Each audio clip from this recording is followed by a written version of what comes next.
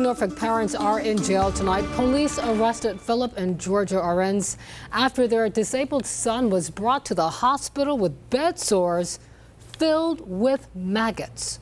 13 News Now reporter Megan Shen got the documents detailing the alleged abuse. Megan is in the studio with us tonight.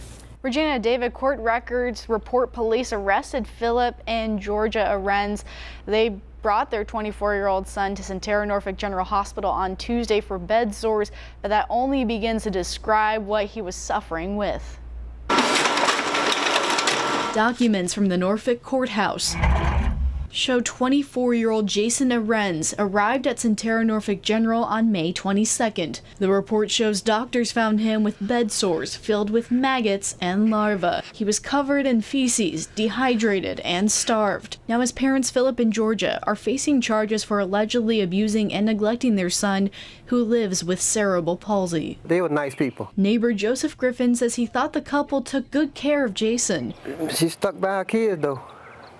I know that for a fact. A ramp leading to the front door shows accommodations were made for Jason's wheelchair. He's a very smart young man, you know, even with his condition. For 15 years, John Williams lived across the street from the family. They always helpful, especially Georgia. I showed him the court reports. I'm shocked reading this. In the report, Philip claims he saw bed sores one day before bringing his son to the hospital. On the first page of the report, Philip also claimed he didn't realize the severity of the neglect because Georgia was the primary caregiver. On the second page of the report, Philip recalled Georgia treated Jason with ointment at home.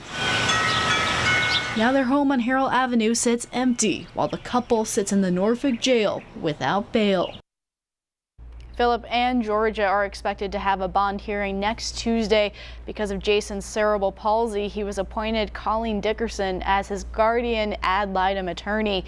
She told me she can't comment on the condition of him because of the pending litigation, but right now Jason is in the care of Adult Protective Services. In the studio, Megan Shen, 13 News Now.